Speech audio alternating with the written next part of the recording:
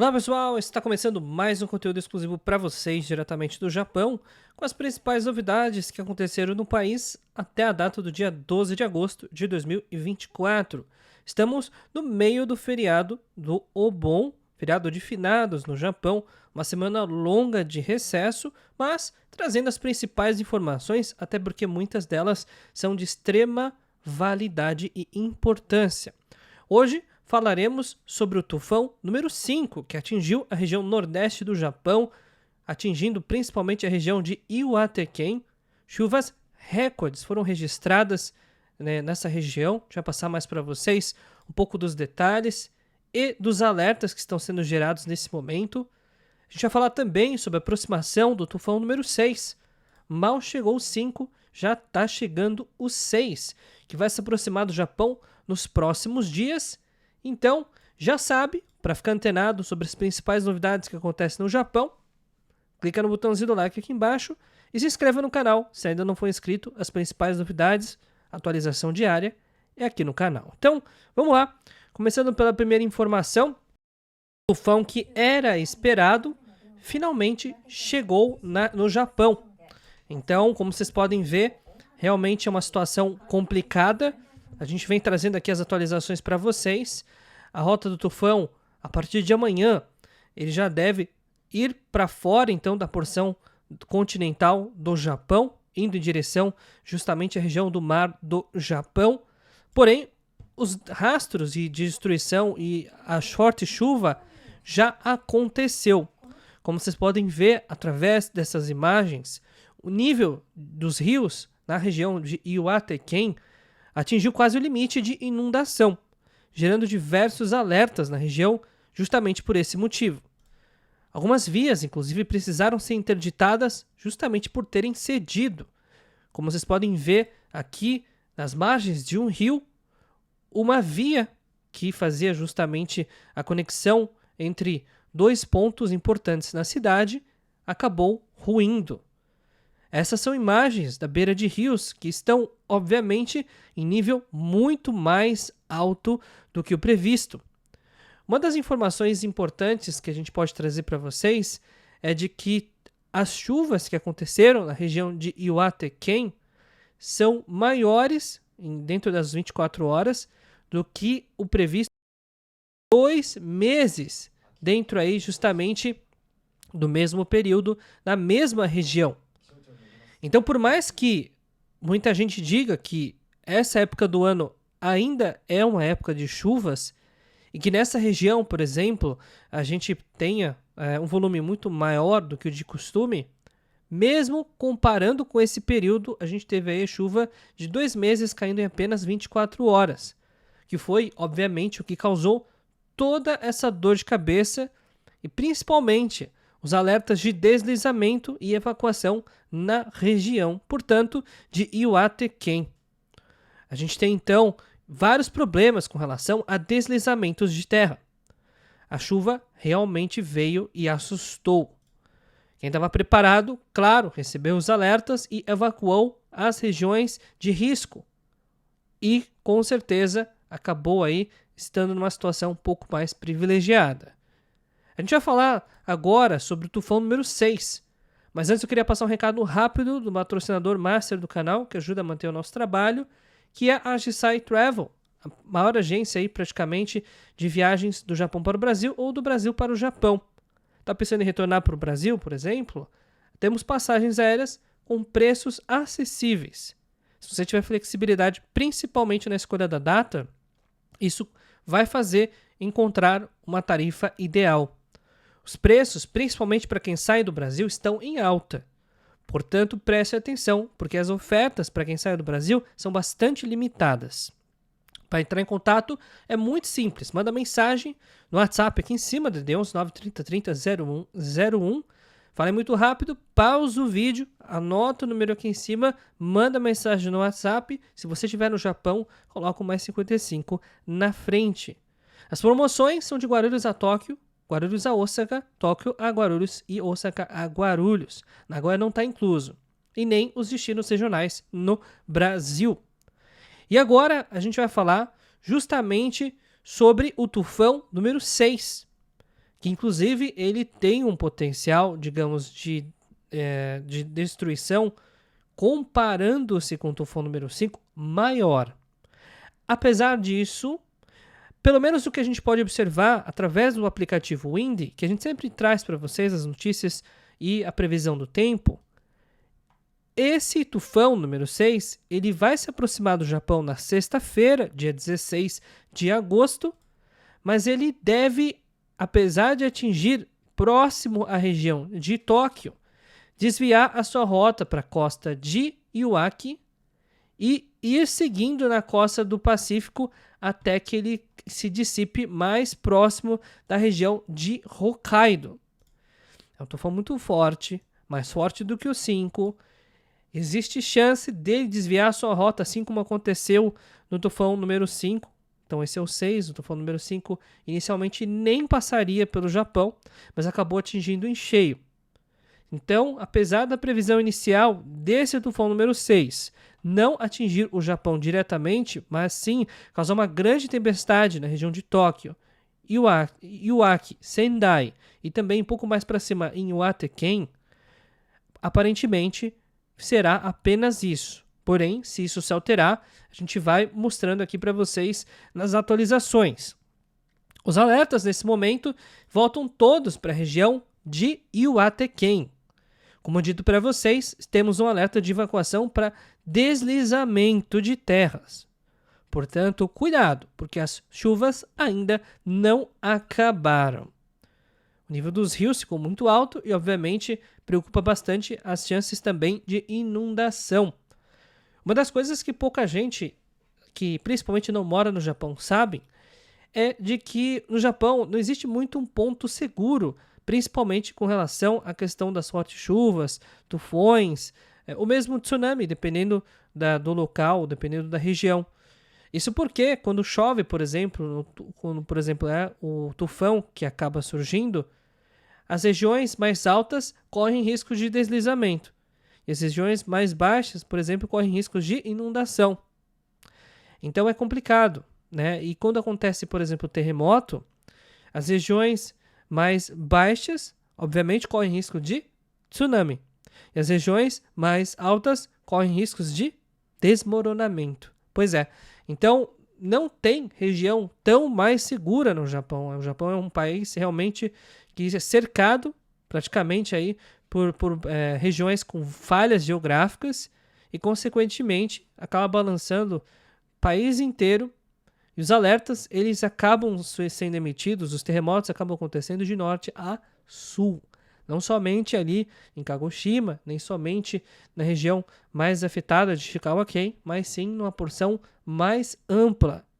Então, complicado. A gente vai falar também agora, mais uma vez, sobre o caso do terremoto, né? O anúncio do alerta, um novo alerta de mega terremoto que foi feito principalmente para a questão do Nankai Trough, a região em que abrange principalmente Shizuoka, né, onde a gente tem também Aichi-ken, um pouco mais abaixo, onde tem uma grande concentração de brasileiros no Japão e vai até mais próximo da região de Tóquio.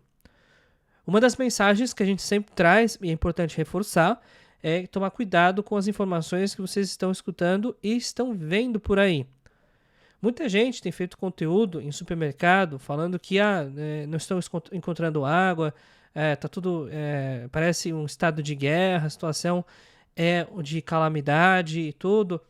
A verdade não é essa, pessoal. A verdade é que houve sim um pânico da população, principalmente mal orientada, né, por fontes não oficiais, que aí a gente está falando de influenciadores digitais praticamente, ao equívoco de interpretação. Porque o alerta do Japão basicamente diz que a probabilidade da ocorrência do Nankai Trough ele é maior do que estava antes, né? E, apesar disso, não é uma chance tão absurdamente relevante ou que vai acontecer amanhã, com certeza. Então, a gente recapitula aqui para vocês essas informações que são divulgadas pela Agência Geológica, filiada à Agência Meteorológica do Japão, que traz de que a probabilidade de ocorrência numa ótica por mês, do Nankai Trophy é na razão de 1 para 1000. O que, se você fizer o avanço em 30 anos, praticamente você tem aí a chance quase certa de uma ocorrência. Mas, durante essa semana que houve o terremoto de magnitude 7.1 e um dos locais da placa que sustenta e que está na mesma região e que pode ocorrer o Nankai Trophy, eles aumentaram o alerta, eles criaram esse alerta novo, aumentaram a atenção para um eventual tremor, porque grandes tremores são antecedidos por tremores menores. Então, por mais que esse de 7.1 seja grande, poderia ter vindo, ou pode ainda vir, um maior, mas a ordem de aumento da probabilidade não é como se simplesmente tivesse saído, por exemplo, de 0,1%. Vamos fazer a conta aqui, pessoal. Tem gente aqui que a gente precisa desenhar um pouco melhor para poder explicar, porque mesmo assim é difícil de entender. Uma chance em cada 1000 é 0,1%. Uma chance em cada 100 é 1%. Então, uma chance em cada 1000 é 0,1%. Ok? Agora, nesse momento do alerta, e não é isso que eles estão divulgando, mesmo que a probabilidade seja 10 vezes maior, a gente está falando de 1% de chance na próxima semana, por exemplo. O que não é verdade, porque a probabilidade não aumentou tanto assim. Então, esse 1% de chance está sendo convertido por influenciadores em 99% de chance de fé, ou enfim, isso está sendo muito mal interpretado e gerando, obviamente, desinformação. Então aqui a gente não está fazendo ataque a ninguém. Não é nosso objetivo. Nosso objetivo é informar, mas informar as pessoas que querem receber informação de forma correta. A informação correta é essa.